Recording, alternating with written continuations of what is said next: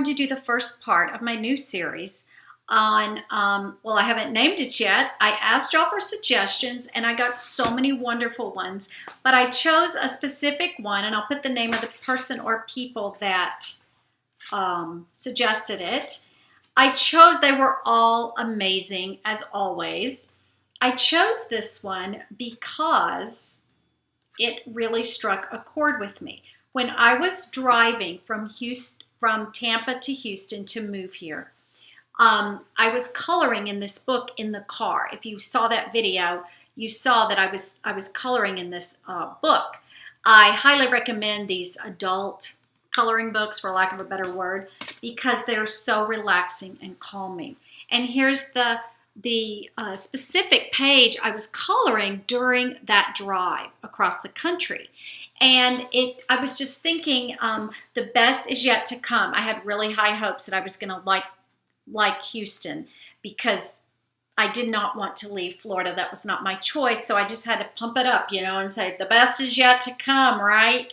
Sometimes that might be how you feel about the stage of life you're in.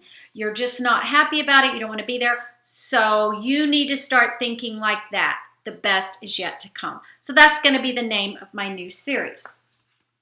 So today, let's just be honest here. I have had the worst time getting to sit down to video because I don't know.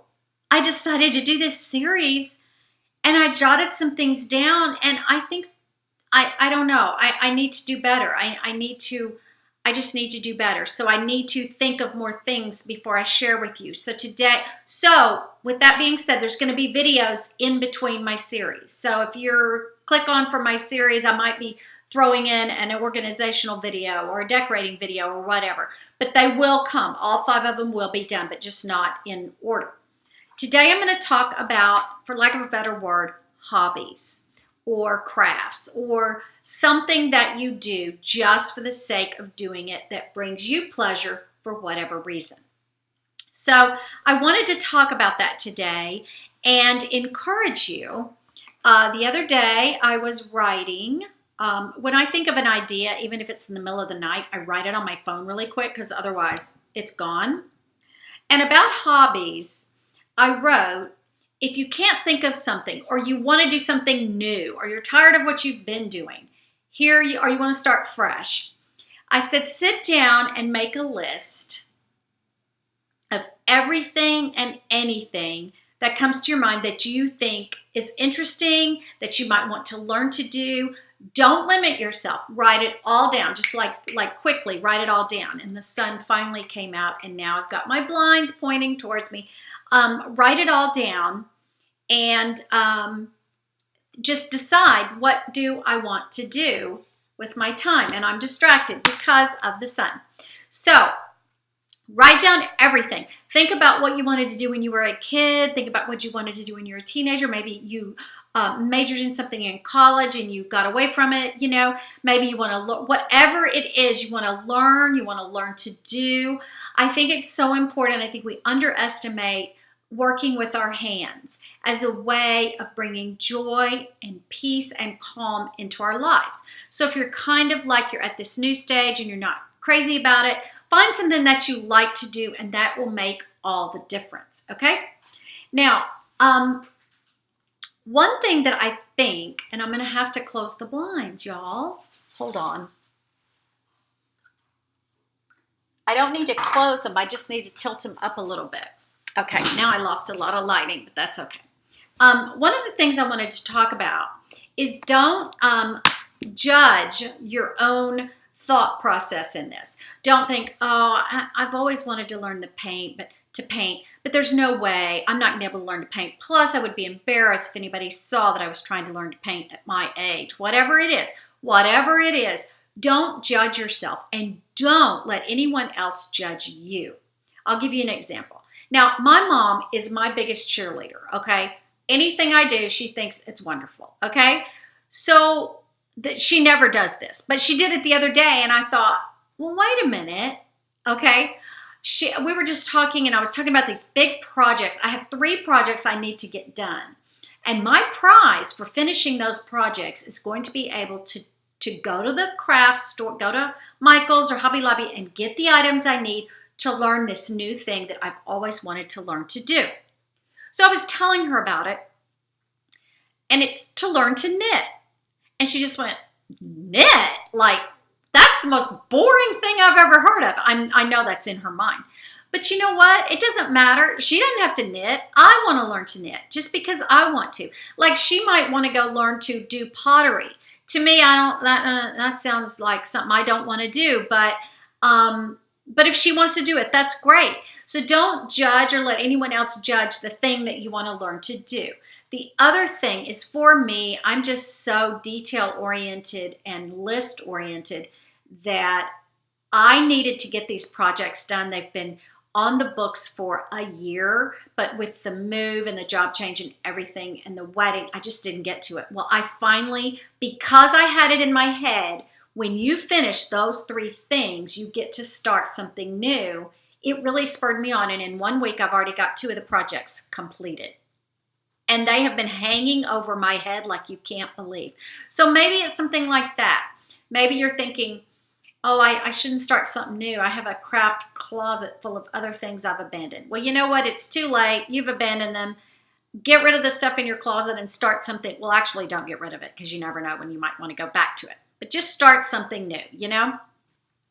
And on the same vein of not judging other people's crafts, let me share something with you. I watch a lot of videos. I watch a lot of people. I watch all different kinds of people, all different ages, all different nationalities from all over the world. I don't just watch beauty gurus. I don't just watch women my age. It's the gambit. I watch so many people. Well, a lot of people that I watch happen to do planners.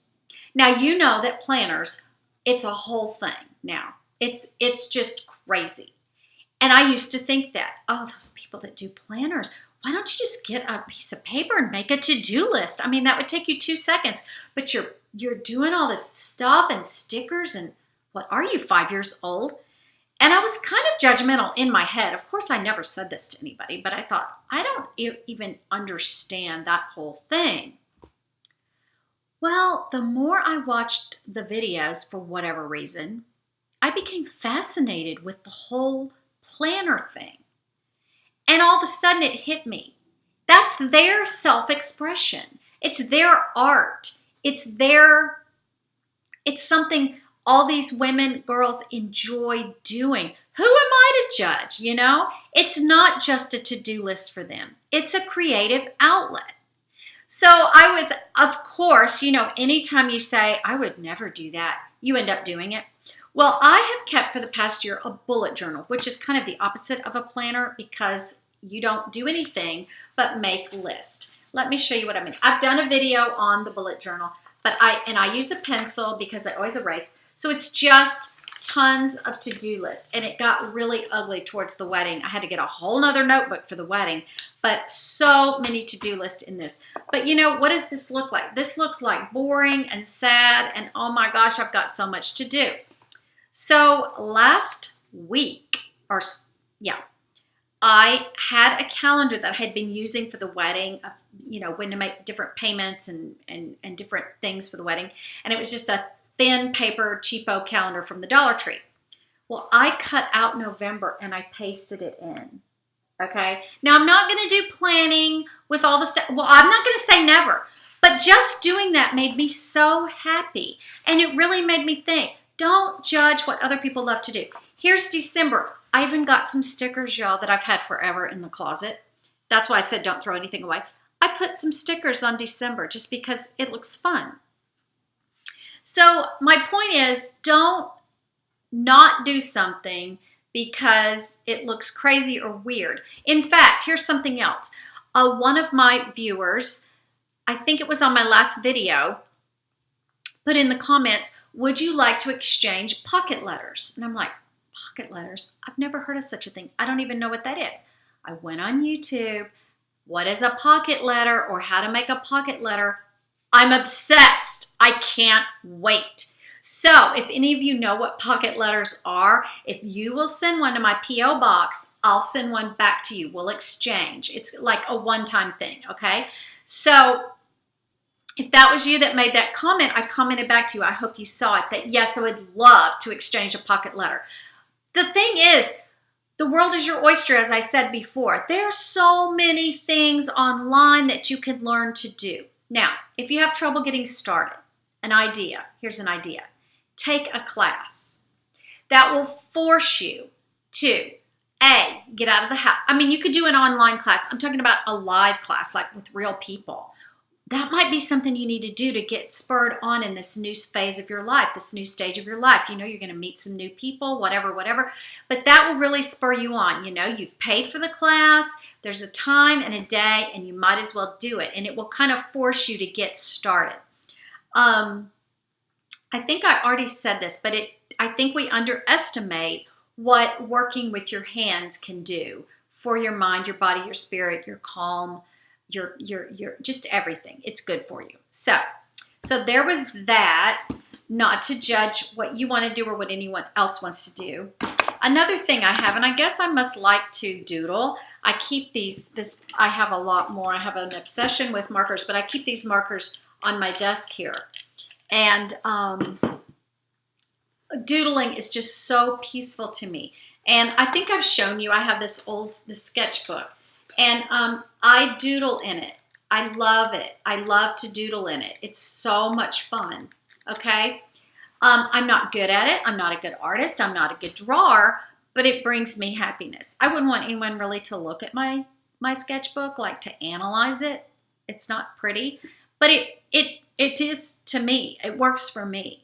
So it may be something as simple as getting some markers and paper, something that you can do to have a new lease on life, a new hobby, a new craft, a new something. You know, a lot of people used to do scrapbooking and all that. And I personally do Shutterfly. Even that is a craft. If you're making a book for someone or for yourself, and you're designing it, and you're doing the text, and you're placing stickers and photos, that's creative. That's a creative outlet. So it doesn't matter what it is. Let me see if there's anything else I thought of. I guess that's it. I just wanted to encourage you. I'm not giving you a list of hobbies because I could do that forever. Just go online. Go online, Google or YouTube, and something is going to spark your interest, and you're going to say, I want to do that. And it doesn't have to be, what is that noise? Oh, it's my son. He just came in. I thought the cat was getting into something in the kitchen. So anyway, it doesn't have to be expensive, or it can be. But it doesn't matter what it is. Just go and do it.